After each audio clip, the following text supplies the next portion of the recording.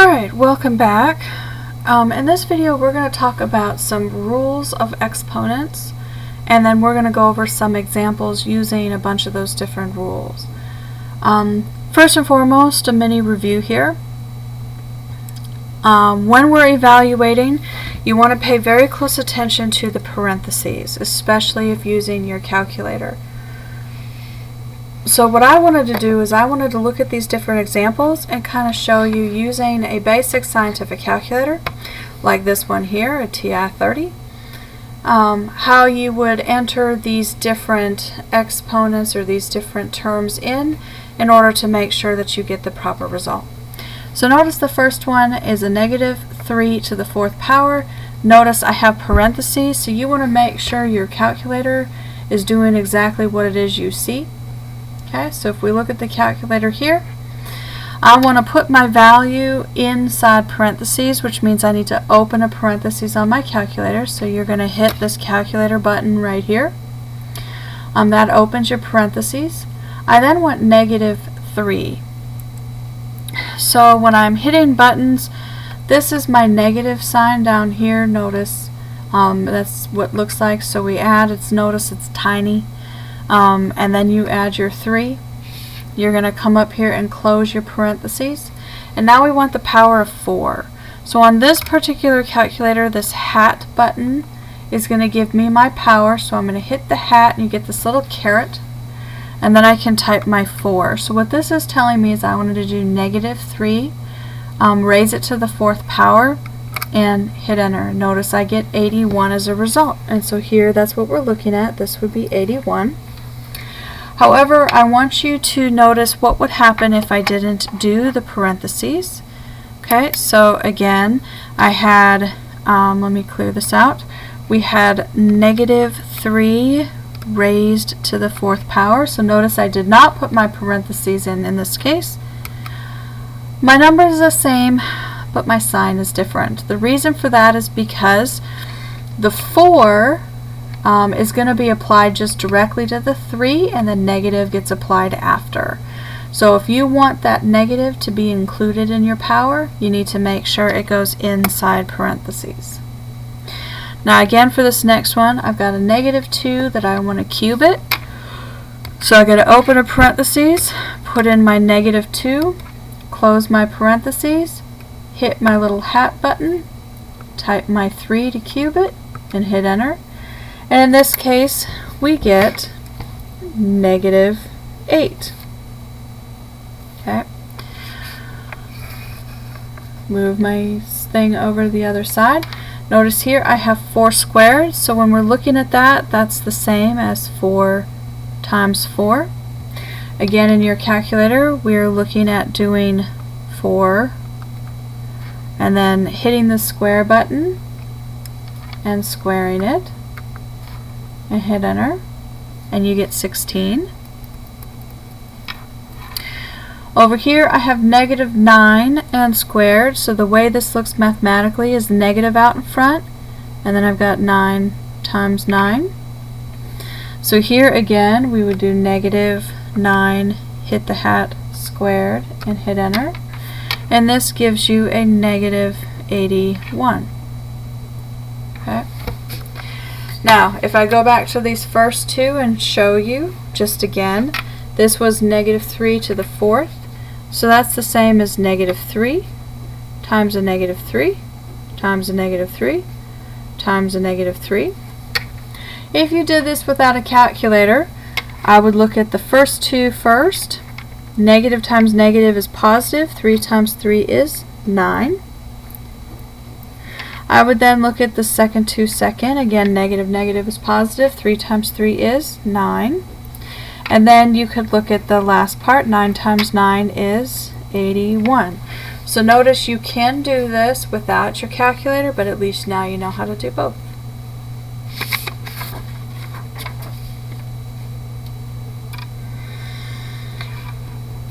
Alright, some of the basic rules we have are 4 main rules. We have the product rule, which says When you are multiplying with exponents, you need to add the exponents together, keep the bases the same. The quotient rule, again, says keep the bases the same, but this time you're going to subtract your exponents. One of the biggest things that we like to do, or the most important, is we like to consider the operation where you have top minus the bottom. Okay, however, I'm going to show you what happens if your denominator is larger. We also have the zero power rule. That rule says anything raised to the power of 0 gives you 1 as an answer. We also have the negative exponent rule, which says an expression is not simplified if you have negative powers. Therefore, you have to flip the reciprocal in order to get a positive power. So we're going to look at a bunch of different examples here so you can see all these different rules in action. So first and foremost, we have 3 squared plus 3, or times 3. Well, this is the same as 3 to the first. So if you don't see a power, then it's to the power of 1. So this can be simplified by using the product rule. So we're going to use the product rule. And that one says you're going to keep your base the same, but then we're going to add the products. This becomes 2 plus 1. That is the product rule. And so here we have that 2 plus 1 is 3. So this is really 3 to the third. And then we can actually do that multiplication here. So 3 to the third is the same as 3 times 3 times 3. So this is going to give you 27. So the biggest thing that you have to remember here is you have to remember to do the math until you cannot do any more. Now if we look at this next one, notice here this would be the negative rule. The negative rule says we cannot have a negative power, so we have to flip the reciprocal. So that means this is going to become 1 over 5 squared. Notice the negative goes away. 5 squared is 25, so this is going to be 1 over 25.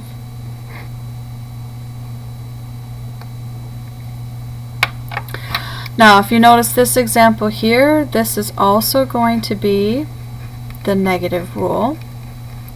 And you have to work from the inside out. So in this case, I have this negative 4 on the outside here, but inside is going to become 1 over 3 squared.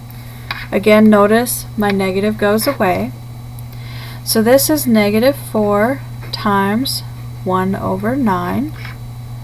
Goes straight across the top and bottom, so this is negative 4 over 9.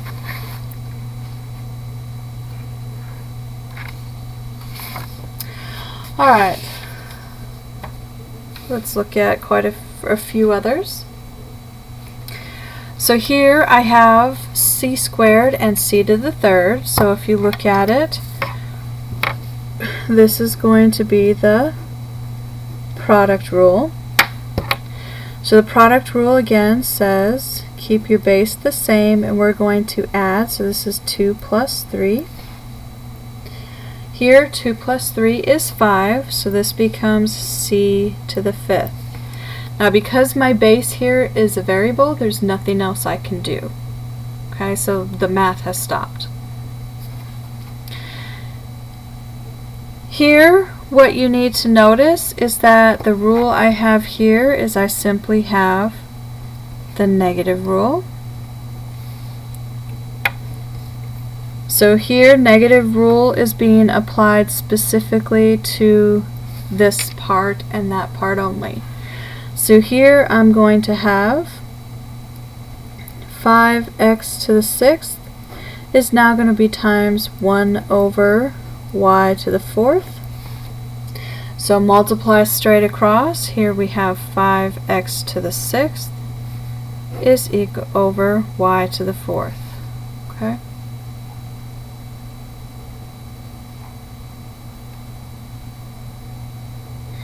Now, this one here, if you notice, we have the zero rule, and that's being applied to this part and this part. So here this is going to become 5 times 1 minus 3 times 1,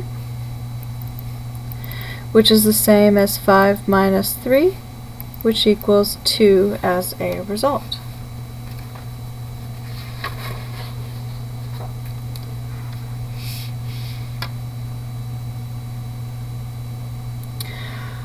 Alright, let's keep going. Here we're going to have your quotient rule.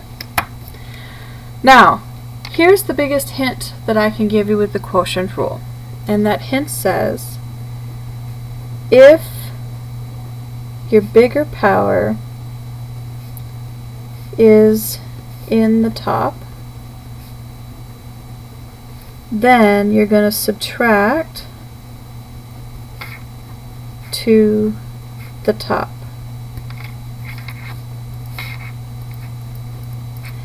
If your bigger power is in the bottom, you'll subtract to the bottom.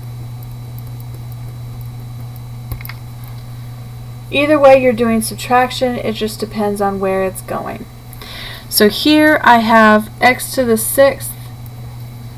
Sorry, you could probably barely see that. This is x to the 6th over x cubed. And so I have bigger number in the top, so I'm going to subtract to the top.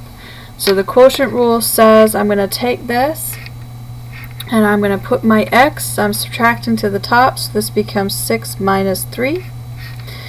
So therefore this simplifies to x to the 3rd.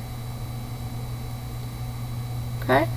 Do it again. If you look at this next one, again we have quotient. And if you look at it, this is going to be 5 to the 7th over 5 to the 4th. So again, between 7 and 4, I'm bigger on top, so I'm going to subtract to the top. So this is going to become 5 to the 7 minus 4, which is the same as 5 to the 3rd, which we could do. 5 to the 3rd is going to give you 125. Now if you look at this next one over here, we have x to the negative 3 times x to the 0 times x squared. So here, when you're looking at it, not only do we have the negative rule,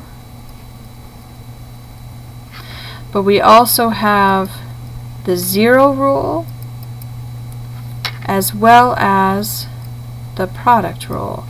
So now we're starting to combine them together. So first and foremost, my negative rule is going to go to the first piece. So this is going to become 1 over x cubed. I then have my zero rule, which comes here to the second piece. So x to the 0 is going to be the same as a 1. So this is times a 1. And then I have times my x squared. Multiply everything straight across the top, and this is going to become x squared over x to the cubed. Now what you need to notice is we now have your quotient rule appear. And in this case, I want you to notice that I am bigger on the bottom, which means I want to subtract down to the bottom. So to do that says that I'm going to be left with a 1 on top, and this is going to be x to the 3 minus 2, which is going to give me 1 over x as a result.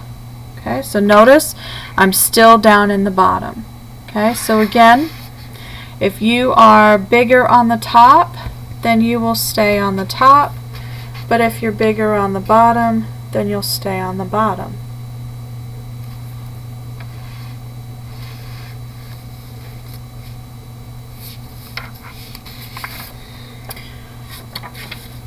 Okay, let's make it a little more complicated now.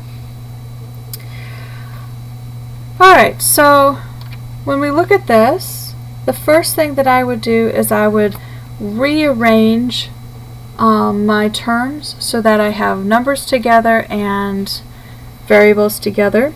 So this becomes a negative 2 times my 7 times the x squared times the x cubed.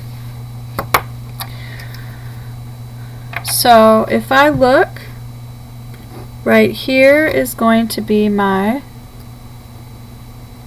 product rule. So here I've got negative 2 times 7, which is negative 14. And then this is going to be x to the 2 plus 3. So this is negative 14 x to the 5th.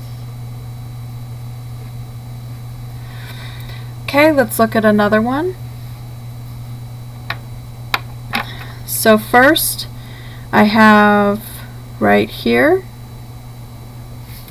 is going to be my quotient rule. 12 over 3 is going to reduce to 4. My quotient rule says I've got bigger on the bottom, so if you notice right here is a 7. So I got to take this x to the 4th and I'm going to move it down. So this becomes x to the 7 minus 4. So in this case I'm left with 4 over x cubed.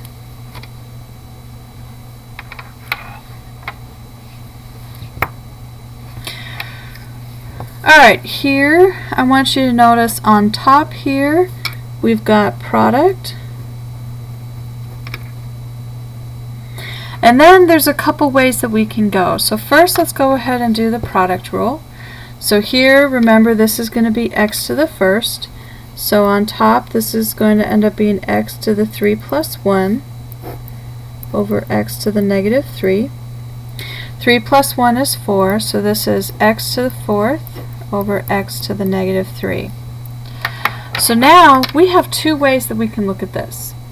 First, we could look at it as a quotient rule, or what would make things a little easier is if we look at this one down here as being the negative rule. And remember, negative rule says we have to flip the reciprocal. So when you're down in the bottom, to flip it essentially says that we need to take it. So we're going to take this value and we are going to flip it up to the top. Okay. So here this is still going to be x to the 4th on top, but now we're going to multiply it by x to the 3rd. And notice this has now changed it into a second product rule. Therefore this becomes x to the 4 plus 3, which is equal to x to the 7th.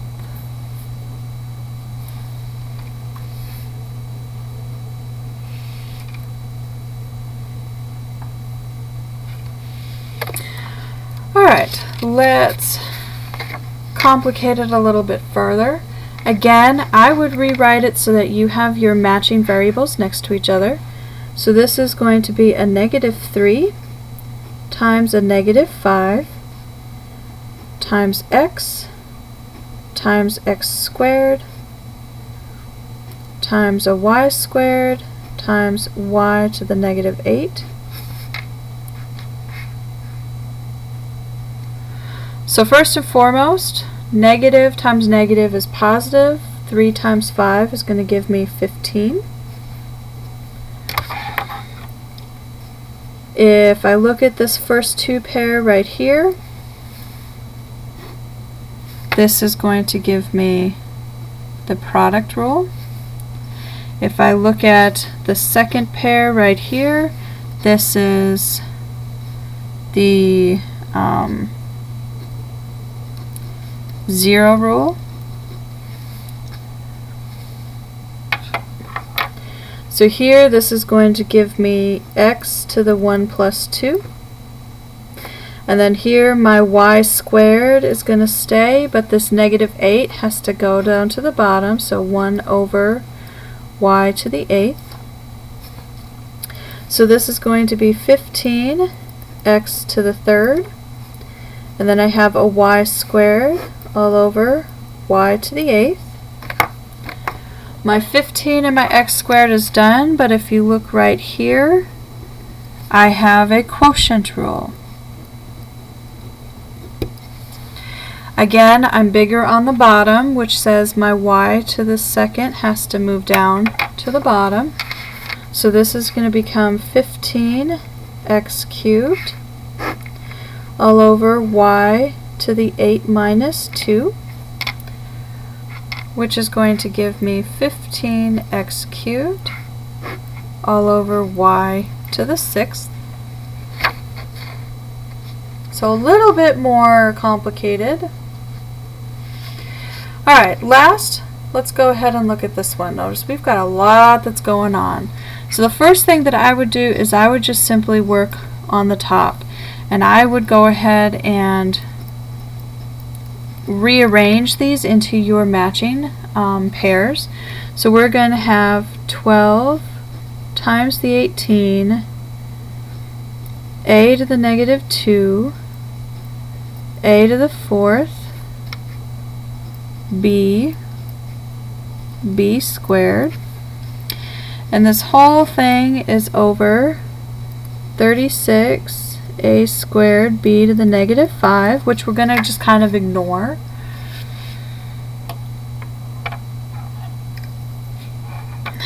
Alright, so when we are looking at this, notice these right here are going to be your product. However, this one right here is going to be your negative rule. And I have 12 and 18 over 36. Okay. So one of the things that I can look at is the fact that 36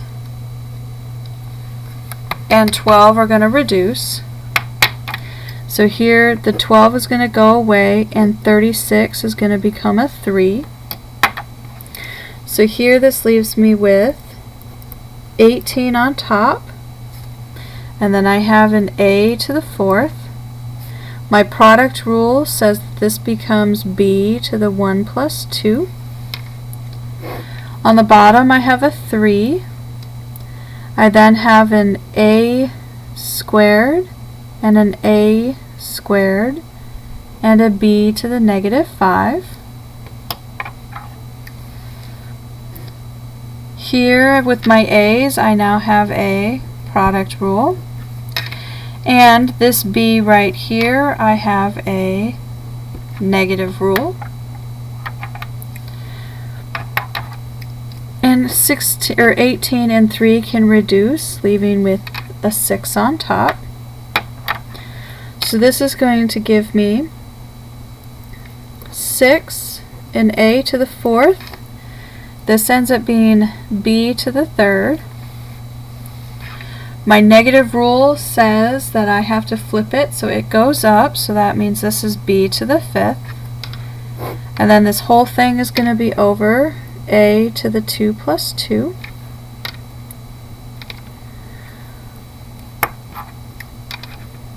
Right here again we have another product rule. So this leaves me with 6 a to the 4th, b to the 3 plus 5, all over a to the 4th. What you should notice now is that I have a to the 4th on top and bottom, so they're going to reduce out. So this whole thing is actually going to simplify down to 6b to the 8th. And that's my overall result. So no matter how complicated or how simple your problem is, all you have to remember is how the rules apply. Now the more complicated the problem you have, like this one here, simply means you're going to be applying those rules multiple times. So notice we started out by applying the negative and product, and we kept having to apply them until we got all the way down to the bottom. So if you have any questions here on the beginnings of exponents, let me know. Otherwise, I hope you enjoyed this little review on exponents. Make sure to keep smiling, ask tons of questions, and I'll see you next time.